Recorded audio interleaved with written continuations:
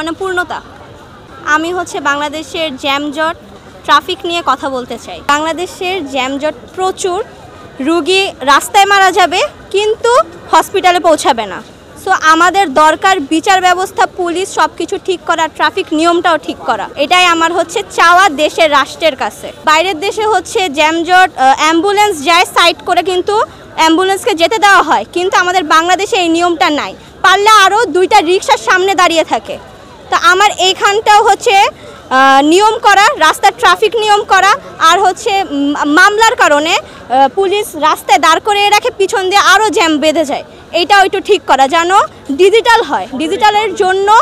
ডিজিটালের জন্য যাতে মামলাটা বাসায় পৌঁছায় যায় রিসিট অনুসারে, যেন রাস্তায় জ্যামজট না হয়। ভয় না, নাগরিক আমরা দেশের সবাই, কিন্তু আমাদের নিয়ম কানুন তো মানতে হবে।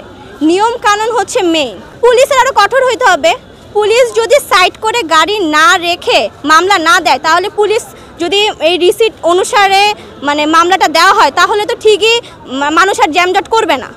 আর নিয়ম কানুন অনেক করা হওয়া উচিত দেশে। এটা পুরো বাংলাদেশেই করা উচিত। শুধু ওই আর্মির জায়গায় যাব আমরা ঠিক হয়ে চলবো এরকমের না, আর্মিকে ভয় পেয়ে করব।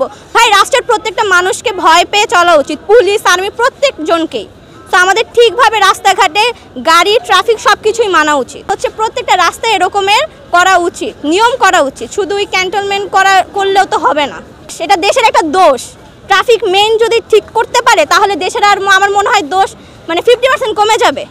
কারণ রুগী মারা যায় ভাই রাস্তায়, বাংলাদেশে এই সমস্যাটা।